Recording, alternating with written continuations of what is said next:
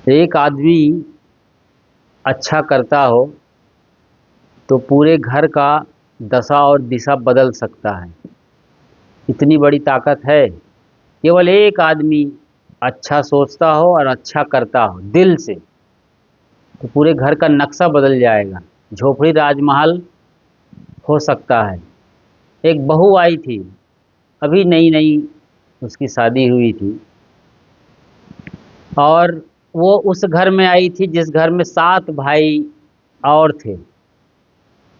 तो वो 8वें नंबर के भाई की बहू थी। तो अभी नई नई आई थी। 8 बड़े भाइयों के, भाभीियों के तमाम बच्चे, एक बड़ा परिवार था। लेकिन गजब की बात ये थी कि सारा परिवार महा आलसी, ठिकाना नहीं घर। घर की हालत ऐसी थी जैसे दीवार डेरा से भी गया गुजरा हो। कहीं जूते पड़े हुए हैं, उल्टे तो पड़े हैं वो कई हफ्तों तक। बरसात निकल गई है, छतरी पड़ी है उलट करके, तो वो उल्टी छतरी पड़ी हुई है। बच्चे ने कहीं पर गंदा कर दिया तो वो गंदगी भी वहीं पड़ी हुई है। तो ऐसा महा आलसी का घर था। इतना ही नहीं, इससे भी ज़्यादा काम धाम कुछ नहीं करते थे। पता नहीं कैसे जिंदा थे, यही आश्चर्य की बात है। ये बहू आई तो देखती है कि पूरा घर का छिलका निकल रहा है, गंदगी जमी है, चूल्हे में राख भरी हुई है। गुजरे जमाने की बात है ये, जब लकड़ी जलाकर, कंडा जलाकर चूल्हे में भोजन बनाने का दौर रहा है। उस जमाने में ये हालत वो देख करके पहले तो एकदम सुन्न हो गई कि करें तो करें क्या। लेकिन अपने आप को संभाला और धीरे धीरे घर का नक्शा बदलना शुरू किया। इसके सबसे पहले सवेरे उठ जाती और घर की साफ सफाई शुरू करी, क्योंकि कोना कोना गंदगी से भरा हुआ था, जाला लगा हुआ था कमरे कमरे में। घर लगभग खंडहर होने की दिशा में जा रहा था, जर्जर हो रहा था। घर वाले खुदे ऐसे थे कि अजगर करे न चाकरी, पंछी करे न काम, दास मलूका कह गए सबके दाता राम। ऐसे अजगर लोग थे वहाँ पर। बस लेटे हैं तो लेटे हैं, पड़े हैं तो पड़े हैं। कोई न पुरुषार्थ करना है। अरे पुरुषार्थ तो छोड़िए, अपने पेट भरने की भी चिंता नहीं है। कम से कम खुद खा ले कुछ करके, 10 रुपए कमा ले या 10 पैसे कमा ले। लेकिन ऐसा कुछ भी नहीं था। तो वो जल्दी उठ जाती और घर का चौका चूल्हा शुरू कर दी सफाई। अपने घर का तो काम करती, बाजू में चली जाती और किसी घर के आंगन को लीप पोत कर आ जाती गोबर से, तो लोग खुश हो जाते। किसी घर में और कुछ काम चल रहा है, जैसे कुएं से पानी निकालना, तो वो पानी 10-50 बाल्टी भर के आ जाती। तो लोग बड़े खुश हुए। और जब आदमी खुश होता है तो कुछ देता है, तो देने लगे उस बहू रानी को। कोई लैया देने लगे। लैया मतलब वही ममरा, मुरमुरा। तो ऐसे कुछ ना कुछ मिल जाता था, उसी को वो लेके आती और घर वाले उसको खाते। ऐसे परवरिश करने लगी। कई बार उनकी तमाम भाभियाँ सोई हुई हैं, जेठानियाँ, और वो उनके कपड़े को धो करके, सुखा करके, बढ़िया फोल्ड करके उनके खाट बिस्तर पर रख देती, उनके सिरहाने रख देती। तो धीरे धीरे इन लोगों का दिमाग बदलने लगा कि ये बहू रानी अभी नई आई है, कच्ची उम्र है इसकी, अभी वही कोई 17 साल की रही है। तो लोग सोचने लगे हम लोग कैसे हैं और ये कैसी है। तो दिमाग में हलचल शुरू हुई। और उसका जो पति था, यानी घर वालों में से सबसे छोटा भाई बुद्धू राम, नाम भी बुद्धू था, काम भी बुद्धू राम का था उसका। कोई अकल ठिकाने की नहीं थी। लगभग सबकी अकल एक जैसी ही थी, आलसी थे और अकल के मारे लोग थे, जैसे तैसे जिंदा थे। तो धीरे धीरे जब इनकी बात सुनने लगे, बहू रानी के काम को देखकर लोग थोड़ा समझने लगे, फिक्रमंद हुए। तो बहू रानी भी समझ गई कि अब मुझे कुछ कहना पड़ेगा, इन लोगों को कुछ करना होगा, वरना ये लोग आलसी रहेंगे। मैं मर मर कर काम करूंगी और जहाँ तहाँ से कुछ पैसे लाऊंगी या कुछ खाने का लाऊंगी तो खा के तो जिंदा रहेंगे, लेकिन इन लोगों का कुछ भला होने वाला नहीं है इतने से। तो एक दिन मीटिंग बुलाई, सबको बुलाया और बैठी और हाथ जोड़ करके बोली, बहुत सारी बातें बोली। आखिरी में बोली कि आज के बाद जो कोई घर से बाहर जाएगा, किसी भी काम से कहीं भी जाए, घूमने जाए या कहीं भी जाए, कुछ ना कुछ लेके आना है रास्ते में जो मिल जाए। अच्छा, ये बात जारी हुआ कि कोई हाथ खाली नहीं आएगा, मतलब कोई खाली हाथ नहीं आएगा, जो जाएगा कुछ ना कुछ लेके आएगा। तो सुबह सवेरे लोग लोटा लेके बाहर गए मैदान। तो क्या लेके आएगा उधर से? मैदान जाएगा तो वहाँ तो खाली करके आना है, फिर भर के लाना है। तो बड़ी समस्या, लोग सोचने लगे क्या लेके आए।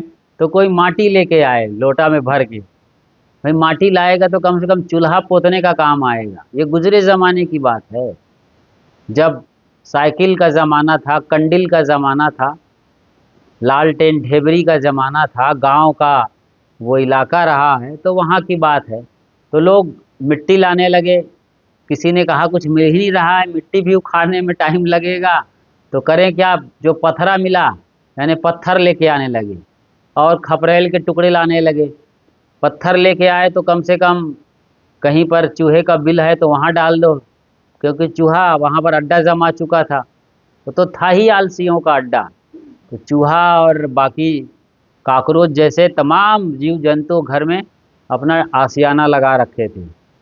इस तरीके से किसी ने लकड़ी लाया तो चूल्हा जलना शुरू हुआ। किसी को कुछ नहीं मिला तो कांटा ही उठा के ले आए, कांटा को डाल दिया वहाँ बाउंड्री लाइन पर, पर्दा पर, तो वो भी एक सुरक्षा का केंद्र बन गया। इस तरीके से कुछ ना कुछ लाने लगे। अब बरसात का दिन था, बुद्धूराम सुबह सवेरे लोटा लेके तो गया था, लेकिन जब पानी गिरा तो मिट्टी भी भीग गई, गोबर भी नहीं ला पाता था। गोबर लाए तो कम से कम लिपाई का काम करते, गोबर भी गीला हो गया, उठाना मुश्किल, और वो ऊपर से पानी चल रहा है, मतलब पानी बह रहा है गांव की गलियों में। तो मुश्किल हो गया, क्या लेके आए? तो देखा कि बुद्धूराम पत्थर भी डूब गया, गोबर भी बह गया, कांटे भी नहीं दिख रहे हैं, लकड़ियां भी भीग गई या नज़र नहीं आ रही है, तो क्या लेके जाएं? खाली हाथ जाएं तो मार पड़ सकती है। वो ऐसी बहू नहीं थी, तेज तर्रार बहू थी। तो सोचने लगा क्या लेके जाऊं। तो अभी पानी गिरा ही था तो एक मरा हुआ सांप बह रहा था। हाँ, तो लगा ये ठीक रहेगा, तो कहीं से लाठी का इंतजाम किया और मरा हुआ सांप लटका लिया अपने कंधे में पीछे लाठी पर लंबा, और वही लेके आया। उसने कहा देखो जी लेके आए हैं। अच्छा, क्या लेके आए हो? अरे इधर आओ देखो। देखो डर रहा था, बताऊंगा तो खतरा है। कहा फेंक दो छानी पर या छपरी पर। कहा फेंक दिया हो और अपना नहाने धोने लगा होगा। इधर जो ले आई थी कहीं से आटा मिला था तो वो रोटी बनाने लगी, और घर वाले भी अब जागने लगे देर सवेर। तो ऐसे घर का अब हिसाब किताब चल रहा था। अब इसी बीच वहाँ जो राजा रहता था, उस इलाके का राजा, कम से कम 50 किलोमीटर दूर, वहाँ से अफवाह उड़ गई कि राजा के घर की हार चोरी हो गई। अच्छा, राजा के घर से हार चोरी हो गई, वो भी ऐसी वैसी हार नहीं थी, नौलखा हार। तो हार चोरी हो गई तो ये एकदम जंगल में आग की तरीके से खबर फैल गई, और इसके गांव तक ये खबर आ गई कि हार चोरी हो गई। हार चोरी होने की खबर तो यहाँ तक पहुँच गई। हुआ ये था कि राजा की बेटी रही राजकुमारी, वो ठंड में बारिश की वजह से हल्की ठंडी आ गई थी, तो ऊपर छत पर जो बाथरूम था वहाँ नहा रही थी। अब बाथरूम उस जमाने में कैसा होगा, ले दे के रहा होगा जैसे तैसे, ईंट वीट घेर के बना दिया था छत पर। गुजरे जमाने की अपनी ये घटना और कहानी है। तो नहा रही थी और वो नौलखा हार निकाल करके बाहर रख दी थी कहीं साफ सुथरी जगह पर। तो जब उधर से चिल निकला तो चिल को लगा कोई खाने की चीज़ है, तो नौलखा हार लेकर के वो चिल उड़ गया था। अब उड़ा और उड़ते उड़ते उड़ते यहाँ ये बुद्धू राम के गांव में पहुंच गया। बुद्धू राम के गांव में पहुंचा तो उसके घर से ऊपर उड़ रहा था। तो उसने देखा, चील ने, हाँ, देखा कि ये सर्प है। तो उसको लगा ये खाने की चीज तो ये है, और यहाँ कहाँ मैं हार को ढो रहा हूँ। टटोल कर देखा भी था बीच में, तो पत्थर जैसा वजनदार भारी भारी, न चबाने के काम में आना है न खाने का। तो वो नौलखा हार बुद्धू राम के छपरी पर छोड़ दिया और उसका हार लेके उड़ गया। अब जहाँ गया होगा कहीं पेड़ पर बैठ के वो अपना नोच नोच के सांप खा लिया होगा। बात आई और गई, और अफवाह अब एकदम गांव भर फैल गई कि राजा के घर में से हार चोरी हो गई है, राजकुमारी का हार, नौलखा हार। ऐसी खबर फैलने का मतलब है, और तो कुछ था नहीं उस जमाने में कि लोग मोबाइल में घुसे हुए हैं आँख कान गड़ा करके, कि टीवी के अंदर घुस गए होंगे। कुछ भी नहीं था, नाच था ना, नौटंकी था ना, कुछ नहीं। तो सब आदमी या तो काम करते या तो खाली रहते, और बुद्धू जैसे लोग तो बिल्कुल आलसी, महा आलसी के घर में से तुरंत ये सबको खबर मिल गई एक झटके में। और सबको आश्चर्य हुआ कि हमारे राजा साहब के हार चोरी हो गई। बुद्धू की पत्नी ने, जो छोटी बहू थी, अजी तुम क्या लेके आए थे जी? 2-3 घंटे बाद वो पूछ रही है, रोटी वोटी बना कर खिला पिला करके। अजी देखो चलो दिखाता हूँ। वो लेके आया छपरी पर, तो वहाँ हार चमक रहा है एकदम चम चम चम। नौलखा हार, धूप निकल आई है 10-11 बजे, अब बढ़िया हीरे मोती, अब पन्ना पोखराज जो जड़ा हुआ था उस पर चमक रहा था। तो बुद्धू राम को तो भरोसा नहीं हुआ। वो तो बोला मरा हुआ सांप लाया हूँ। तो सांप कैसे हार बन गया? तो सब चकित हो गए। बुद्धू राम, अच्छी बताओ जी, तो कहाँ गए थे तुम? लोटा लेके कहीं राजा के घर तो नहीं चले गए थे सवेरे सवेरे? मजाक किया, क्योंकि 50 किलोमीटर दूर था, वो भी नहीं जा सकता था। हार कैसे इनके छत पर आ गई? उसको हिलाया, बताओ जी ठीक ठाक क्या हुआ था मामला? तो बताया मैंने मरा हुआ सांप लेके आया था। अच्छा सांप लेके आए थे? तो बहू बड़ी समझदार थी और समझ गई सारी कहानी, और कहे चलो जी तुम अपना फुल पैंट कुर्ता पजामा लगाओ और सीधे अब राजा के यहाँ चलना है। और राजा के यहाँ अपने बुद्धू राम को लेकर वो निकल गई, और अपने हाथ में वही नौलखा हार ले लिया उसने, उतरवा कर वहाँ छपरी से झोला में भरी नौलखा हार। बुद्धू चढ़ा ऊपर और उतार के भर के झोला में। अब दोनों प्राणी निकल गए राजा के दरबार। धीरे धीरे पहुँच गए जैसे तैसे करते, कहीं बैलगाड़ी मिली, कहीं और किसी तरीके से उस जमाने में जो साधन मिल सकते थे उसके जरिए वो राज दरबार पहुँच गए।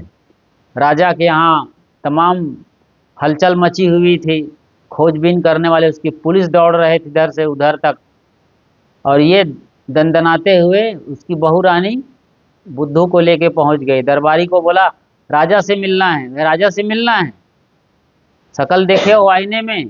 भाई गांव के लोग थे, बाल ऐसे उखड़े हुए हैं, बुद्धू राम वैसे आलसी आदमी, नहाया था कि नहीं नहाया था कोई फर्क नहीं पड़ने वाला है।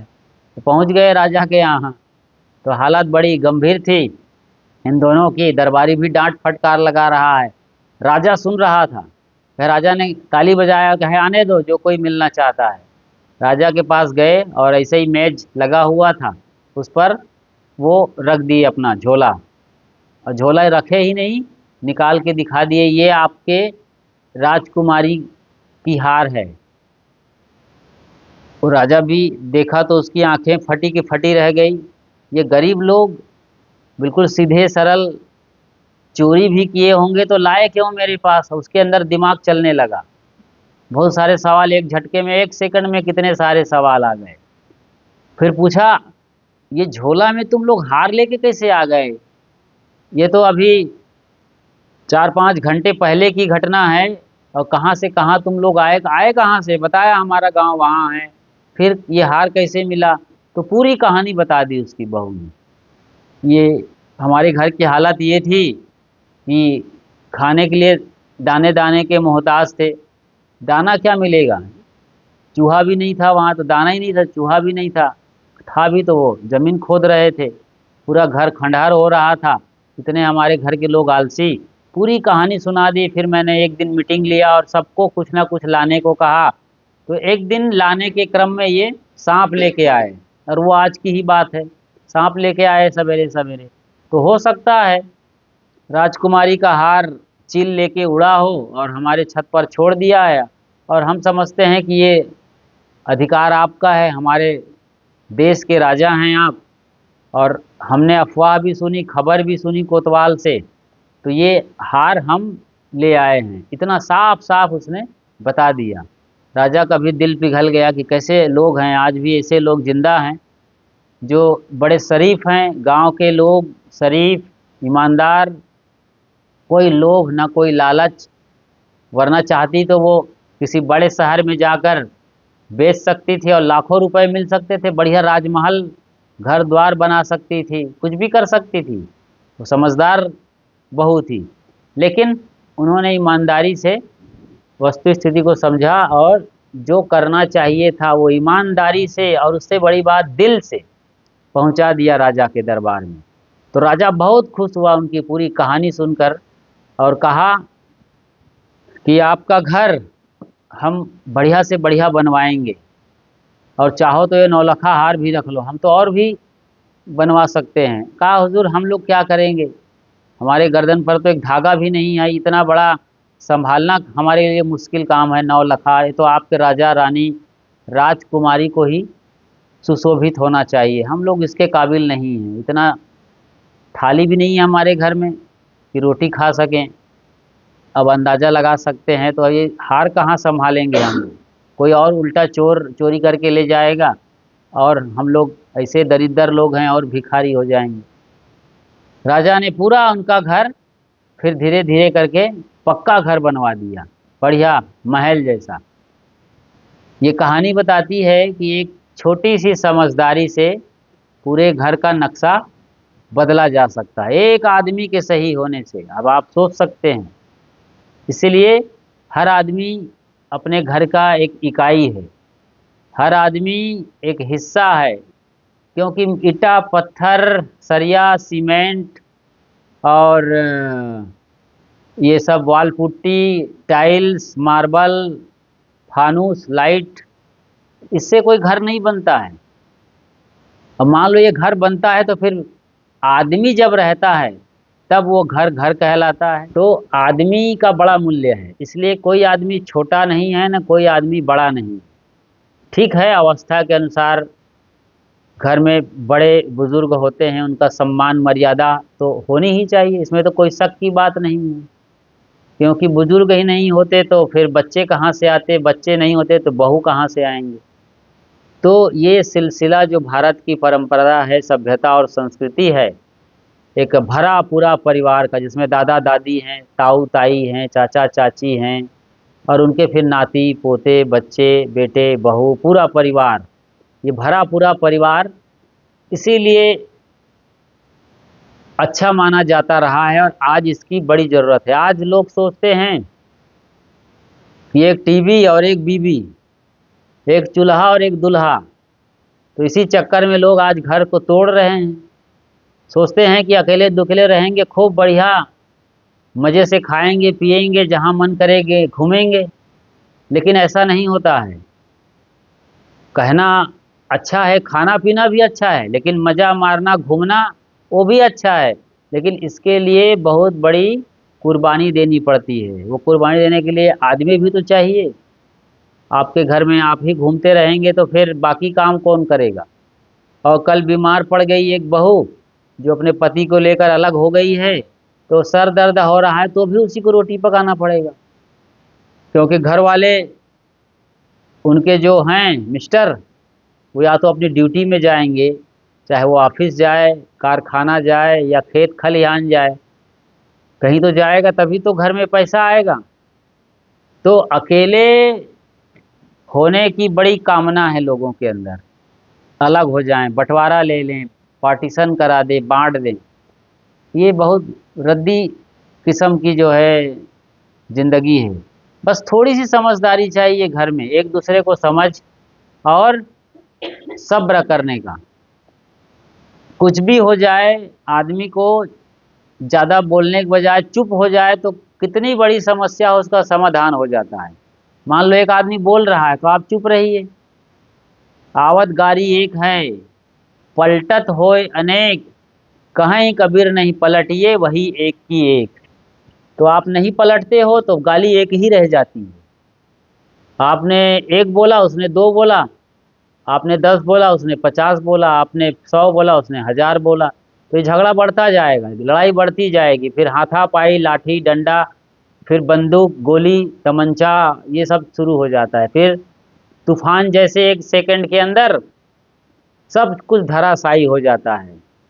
बड़े बड़े तूफान में, बड़े बड़े तूफान आते हैं, उसमें बड़े बड़े बिल्डिंग, कार, सब ताश के पत्तों की तरह बहते नजर आते हैं। तो थोड़ी सी नासमझी आती है, क्रोध का ऐसा भयानक जलजला, ज्वाला, तूफान, और सब घर तहस नहस हो जाता है। किसी की लाश पड़ी है, कोई रो रहा है, किसी को काटो तो खून नहीं, सब कुछ बदल गया। 1 सेकंड पहले हंसता मुस्कुराता घर रहा था, पूरा घर शमशान घाट बन गया। इसलिए संतोष करिए, सब्र करिए और मस्त रहिए। जो आदमी बर्दाश्त किया है वो आज भी बरकरार है, और जिसने बड़ाई के चक्कर में गाड़ी गाली गलौज के लड़ाई झगड़ा किया वो बर्बाद हो गया। कितने लोग हैं बर्बाद हो गए, पागल हो गए हैं, आज दर दर भटक रहे, रो रहे हैं, जिंदगी नहीं मिल रही है। लोग चाहते तो हैं कुछ कपड़े दे दें, कुछ खिला दें, कुछ मकान बनवा दें, लेकिन पागल ऐसे हो गए हैं कि ना उनके लिए कुछ किया जा सकता है, न वो कुछ संभाल सकता है। तो आवत गाली एक है, केवल एक जबान को संभाल लिया जाए। आवत गाली एक है, पलटत होए अनेक, कहें कबीर नहीं पलटिए वही एक की एक। आप नहीं पलटते हो तो सामने वाले को ताकत नहीं मिलती है। मान लो किसी के अंदर गाली भरी हो, बक रही है, चिल्ला रहा है या गाली दे रही है, जो भी उसके अंदर है उसको बोलने दो फुल आज़ादी के साथ। आप मस्त रहो, मुस्कुराओ अंदर, तो कब तक वो चिल्लाएगा सामने वाला या चिल्लाएगी? उसके भी एनर्जी ख़त्म होगी, हवा निकल जाएगी, बस उसका भी टाएं टाएं फिस हो जाएगा। लेकिन आपने जवाब दिया ईंट का जवाब पत्थर से, तो फिर वो पत्थर का वो लोहा होगा, लोहा का फिर वो कोई और टैंक बनेगा, टैंक का ड्रोन बनेगा, ड्रोन का मिसाइल बनेगा, फिर वो परमाणु बम बनेगा और पूरा घर तहस नहस हो जाएगा। ये हो रहा है आज। इसलिए मौन रहिए, शांत रहिए, चुप रहिए।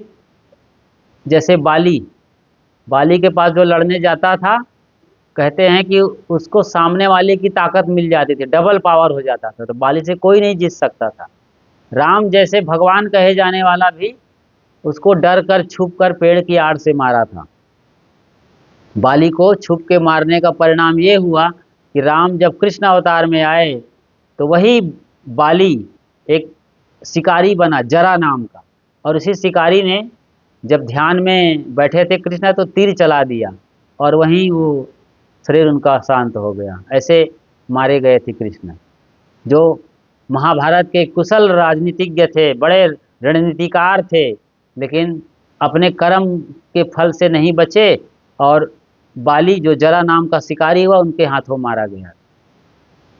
तो बाली जैसे ताकत उसकी बढ़ जाएगी, इसलिए आप चुप रहिए। ये आपको सीखना है हर किसी को। कौन कब तक चिल्लाएगा? 2 बात बोलेगा, 4 बात बोलेगा, 8, 10, 50 बात, खुद ही ठंडा हो जाएगा।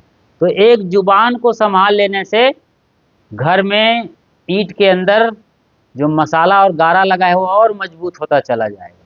लेकिन आपने जवाब दिया उधर पूरा ईंट दीवार गिरने वाली भर भरा करके। तो मैं ये बता रहा था, और ये कहानी ये शिक्षा देती है कि उस बहू को कितने लोगों ने क्या क्या कहा होगा। उनके घर के ही लोग डांटे होंगे, उनके जेठ जेठानियाँ खूब नाराज हुए, शुरू में भड़के, उन पर चिल्लाए, लेकिन वो कुछ भी ना बोलकर, जवाब ना देकर अपने काम में लगी रही, और दूसरे के घर की सफाई करके, दूसरे का घर के काम करके, यानी मजदूरी करके एक तरीके से जो कुछ लाती उससे घर को सजाना शुरू किया, और ऐसा सजा दिया कि राजमहल बना दिया।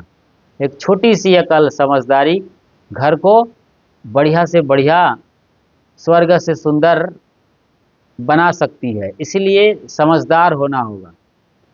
आमतौर पर आज लोग समझदार नहीं है, नासमझ हो गए, जरा सी बात आती है और बिफर जाते हैं, टूट जाते हैं, उखड़ जाते हैं। अरे अभी पहले कुछ देर अच्छा ही था, तो अभी कौन सी बात बिगड़ गई? बात आई और गई, बातों बातों की लड़ाई होती है, बातों में कोई दम नहीं है। इसलिए इन बातों को नज़रअंदाज करना सीखिए, संभालिए, तो देखिए घर हमेशा स्वस्थ और मस्त रहेगा, मुस्कुराता हुआ रहेगा। और ऐसा घर ही स्वर्ग से सुंदर होता है, जहाँ लोग एक दूसरे के दिल को पढ़ते हैं। इसलिए जब तक जिए मज़े से जिए, अपने में मेल मिलाकर, सह कर, बर्दाश्त कर। जो सुन लेता है फिर वो बात उसकी बड़ी दूर तक जाती है, जैसे उनका भगवान सुन लेता है। लोग कहते हैं ना भगवान होगा आसमान में, भगवान आसमान में कहाँ रहेगा? भीतर में ही बैठा है, दिल में ही बैठा हुआ है। जो कोई सुन ले, कम कम बड़ी बात है, कोई आदमी बर्दाश्त कर रहा है। लड़ाई करना तो डरपोकों का काम है। डरपोक लोग जवाब देते हैं, लड़ाई करते हैं, पाटला उठाएंगे, पीढ़ा या फिर लाठी डंडा उठाएंगे। जो बलवान आदमी है वो शांत रहता है, मौन देखता है, बर्दाश्त कर लेता है। यही काम युद्ध में कृष्ण किया करते थे, आराम से शांत होकर के देखा करते थे, और सब विजय श्री दिलाते चले गए। 100 कौरव मारे गए और 5 पांडव बचा लिए।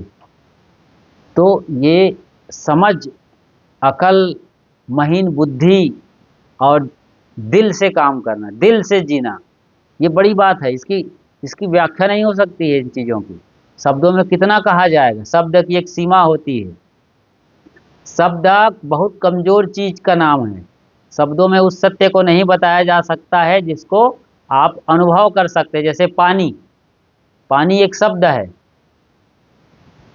प्यास लगी हो तो पानी मांगेंगे, कहीं और चले जाएं तो आप कहते हैं, उधर अरब देश में कहीं तोय कहते हैं, रेल वाले नीर कहते हैं। और किसी देश में चले जाएं, यूरोप जैसे, तो वहाँ पर वाटर कहेंगे। तो पानी, नीर, आप, तोय। अब चाइना में चले जाओगे तो क्या बोलोगे? ये जितना नाम लिया सब बोलिए, वहाँ चाइना में इंग्लिश भी नहीं चलती है। और प्यास लगी हो तो क्या करेंगे? चीन में जा कर के कोई काम नहीं आया, सारा मतलब आपकी जो लैंग्वेज है, सारी भाषाएं हैं, बेकार हो गई। अब कैसे पानी मांगेंगे चीन में? बताओ जी। चीन में जाके प्यास लगेगा तो क्या मांगोगे? वहाँ चीन में क्या बोलते हैं पानी को? ची पी कहते हैं कि छी छी कहते हैं, है ना? ऐसे ही होता है वहाँ पर, सिम पिंग जिंग, चिम पिंग किंग, यही नाम होता है वहाँ का। तो वहाँ की भाषा ही ऐसी है, ची पी सी ची की। तो ऐसे ही बोलना पड़ेगा आपको, लेकिन सही शब्द नहीं बोलेंगे तो हो सकता है पेट्रोल दे दे पीने के लिए, और मुश्किल हो जाए। तो आपको कुछ नहीं करना है, आपको अपने मुंह के पास ले जा कर के अंजलि बना लेना है। ऐसे ऐसे करेंगे तो कोई भी आदमी पानी दे देगा, कहीं भी किसी देश में चले जाएंगे। तो ये है, शब्दों की बड़ी कमज़ोर ताकत होती है।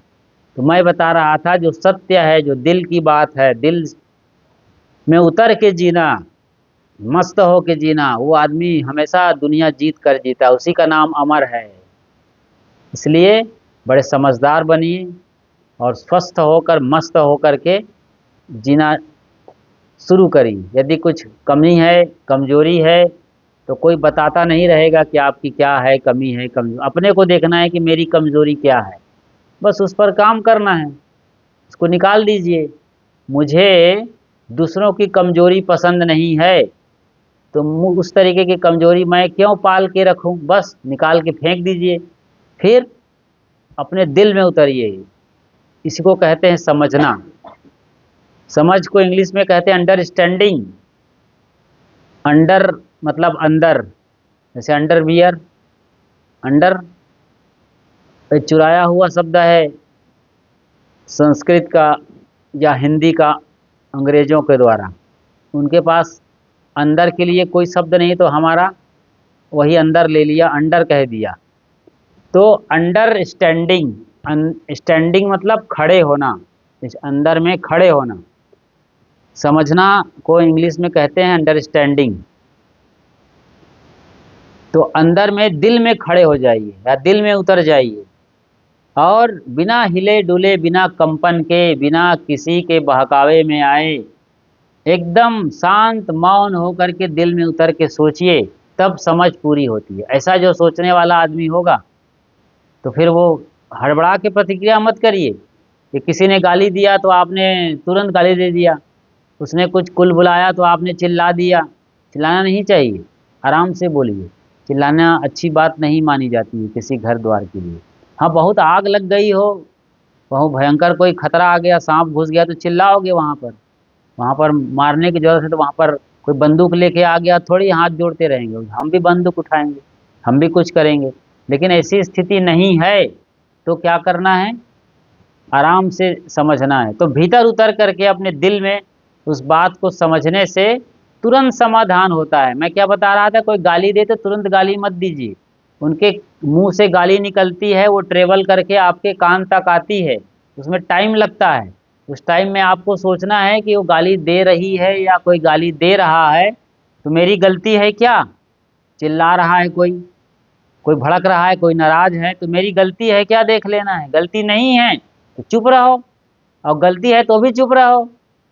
नहीं है तो क्यों चिल्लाओगे भाई, तो सफाई क्यों दे रहे हो, वो खुद ही समझ जाएगा 4 बार चिल्ला के, ये आदमी गलत किया ही नहीं है, इसने गलत इनसे हुआ ही नहीं है, तो चिल्लाना बेकार है, उसका व्यर्थ है। जैसे तीर मारते थे महाभारत और रामायण के सीरियल में, आपने देखा है, एक तीर मारते थे तो उधर से 10 तीर आता था, इधर 10 तो उधर 50। लेकिन तीर आ रहा हो तो सर को दाएं बाएं कर देते हैं वो लड़ाकू लोग, जो भी वहाँ पर क्रांतिवीर हैं, अर्जुन है या कर्ण हैं, दाएं बाएं करते थे, तीर का निशाना चूक जाता था। बस ऐसे ही रहो, ऐसे कर दो, इधर ऐसे कर दो और बातों को निकल जाने दो कान के बाजू से, कान में घुसने मत दो। कान में घुसा के फिर खतरा शुरू, तो निकल गया तो बात खत्म हो गई। बस इतनी सी बात है। आज कुल मिलाकर के इस कहानी से ये शिक्षा मिली कि एक आदमी भी घर का समझदार हो और निष्ठापूर्वक लगन के साथ अपने घर की उन्नति के लिए कुछ करेगा तो धीरे धीरे पूरा घर उसके साथ हो जाएगा, और थोड़ी सी समझदारी घर में आएगी तो घर का काया पलट हो सकता है। और वो काया पलट आप लोगों ने किया है। इस स्थिति को बरकरार रखिए और ऐसे ही मिलजुल करके एक दूसरे का साथ निभाते हुए, एक दूसरे को सहते हुए, बर्दाश्त करते हुए अपने काम को पूरा करते रहिए और जीवन को स्वस्थ और मंगलमय करते रहिए। बोलिए सद्गुरुदेव की जय।